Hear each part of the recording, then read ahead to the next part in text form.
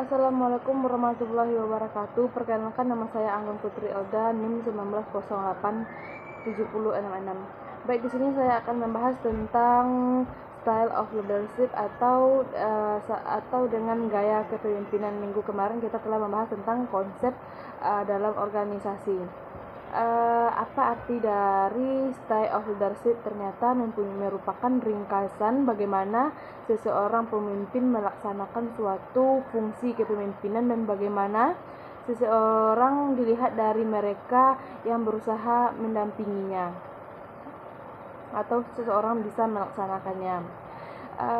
Gaya kepemimpinan mencakup tentang bagaimana seseorang bertindak dalam konteks organisasi tersebut. Maka disitulah maka cara termudah untuk membahas berbagai jenis gaya kepemimpinan adalah dengan menggambarkan jenis organisasi atau situasi yang dihasilkan oleh atau yang cocok bagaimana gaya tertentu. Gaya kepemimpinan yang mana yang sebaiknya dijalankan secara oleh seseorang pemimpin terhadap organisasi sangat beruntung, tergantung pada kondisi anggota organisasi itu sendiri. Pada dasarnya setiap kepemimpinan harus memiliki kepemimpinan dapat melihat dari model kepemimpinan yang tepat. Tidak tertutup oleh kemungkinan seseorang pemimpin merupakan gaya berbeda dengan divisi atau seksi yang berbeda. Selanjutnya kita akan membahas tentang jenis-jenis gaya kepemimpinan. Pada dasarnya setiap gaya kepemimpinan memiliki dua unsur yang utama, yaitu unsur pengarahan, yaitu directive behavior, dan unsur bantuan yaitu supporting behavior. Sedangkan berdasarkan kepribadian, maka gaya kepemimpinan dilaksanakan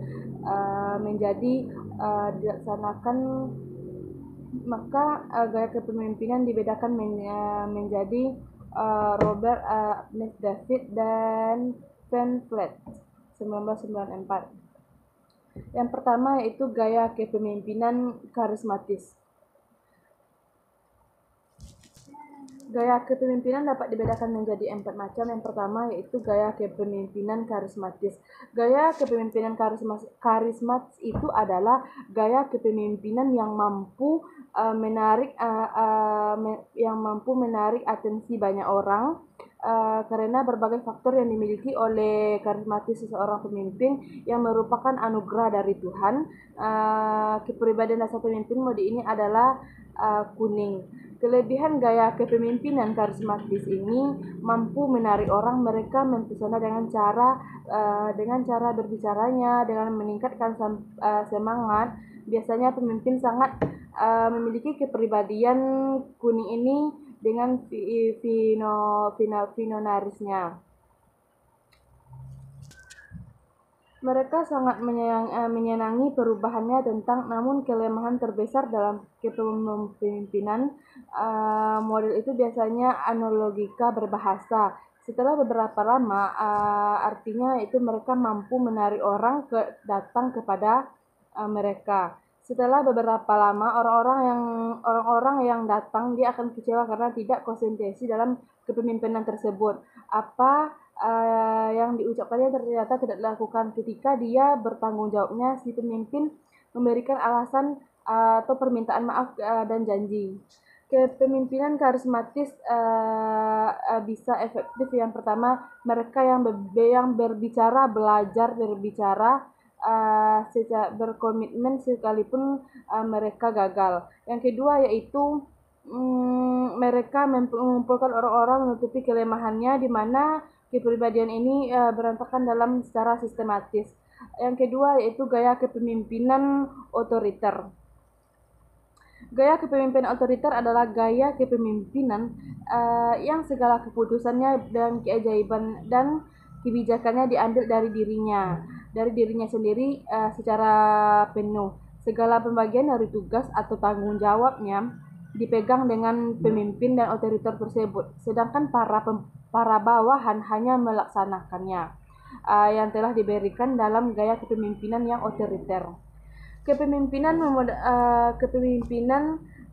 mengendalikan karena aspek dari semua pemimpin memberitahukan secara saja sarana apa saja yang ingin dicapai dan cara untuk mencapai sarana tersebut, baik untuk utama maupun sarana monitornya. Pemimpin menjelaskan gaya kepemimpinan juga berjalan sebagai pengawas terhadap semua aktivitas anggotanya, memberi jalan keluar atau mengalami masalah. Dengan kata lain, anggota tidak perlu pusing memikirkannya karena sudah ada penanggung jawab. Kepribadian dalam memimpin model ini adalah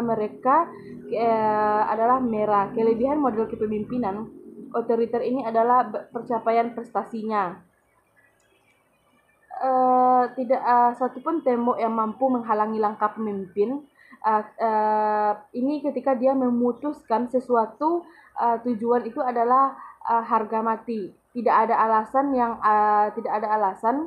Yang ada adalah hasil langkah-langkah penuh perhitungan. Mereka sangat mementingkan sehingga tidak pernah peduli dengan cara maka atau dinamakan meningkatkan tujuan yang tidak pernah peduli. Yang ketiga itu kita akan membahas tentang kepemimpinan demokratis. Kepemimpinan demokratis adalah gaya kepemimpinan yang memberikan wewenang secara luas kepada bawahannya. Setiap permasalahan selalu menginstruksikan serta bawahan sebagai suatu tim yang utuh.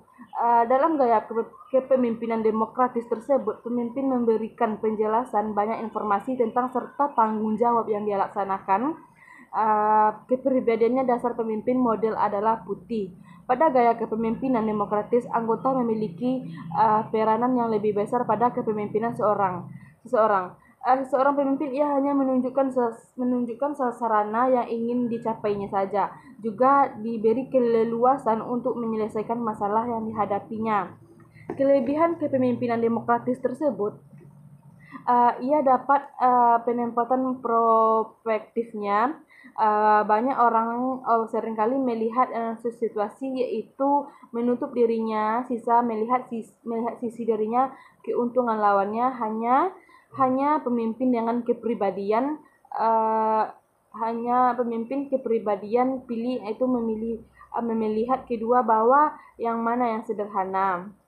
Seseorang pemimpin yang memiliki gaya kepemimpinan jenis ini merupakan diplomator yang ulung atau win-win selection.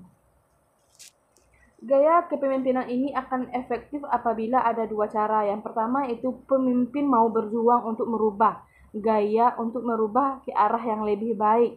Yang kedua itu punya semangat itu supaya mengupayakan agar tidak selalu kalah, tetapi akan halnya dibandingkan menjadi pemenang. Selanjutnya itu kita akan membahas yang keempat. Yang keempat kita akan membahas tentang gaya kepemimpinan moralis. Gaya kepemimpinan moralis yaitu gaya kepemimpinan yang paling menghargai bawahannya. Kepribadian dasar pemimpin model ini adalah biasanya seseorang pemimpin bergaya moralis sifatnya sangatlah sopan kepada seseorang. Pemimpin berkarya moralis pada dasarnya sifatnya itu sangat memiliki empati yang tinggi terhadap permasalahan para bawahannya, baik dalam dalam kebijakan kepemimpinan ini. Gaya kepemimpinan moralis ini yang efektif bila gaya kepemimpinan moralis itu dapat mengatasi kelebihan emosinya seringkali menjadi perjuangan seumur hidupnya. Yang kedua yaitu belajar mempercayai orang lain dan membiarkan melakukan dengan cara mereka, bukan dengan cara Anda. Selanjutnya itu membahas tentang pengukuran gaya kepemimpinan. Ada beberapa terbagi tentang pengukuran gaya kepemimpinan yang terbagi dari 5 macam. Yang pertama kita akan membahas tentang karisma. Tentang karisma, yaitu adanya karisma yang pemimpin mempengaruhi bawahannya dan berbuat untuk berperilaku sesuai dengan kegiatan pimpinannya. Yang kedua yaitu tentang pengaruh ideal. Pengaruh ideal itu seseorang pemimpin baik harus mampu memberikan pengaruh yang positif terhadap bawahannya. Yang ketiga yaitu inspiration. Pemimpin harus memiliki kemampuan untuk menjadi sumber inspirasi bagi bawahannya. Setiap bawahannya harus mempunyai inspiratif yang dapat berkembang dan memiliki kemampuan seperti yang diinginkan oleh pemimpinnya. Yang keempat yaitu intellectual stimulation. Intellectual stimulation itu adalah kemampuan intelektualitas seseorang pemimpin yang akan dapat memberikan yang akan dapat menuntun bawahannya untuk lebih maju dan berpikiran positif terhadap bawahannya. Berpikiran positif dan inovatif, berpikiran positif dan inovasi untuk berkembang menuju ke arah yang lebih baik. Yang kelima yaitu individualism, consideration, perhatian individu. Perhatian seseorang harus pemimpin terhadap bawahannya itu secara individual mempengaruhi bawahannya memiliki loyalitas tinggi terhadap pemimpinnya. Selanjutnya akan membahas tentang gaya kepemimpinan efektif.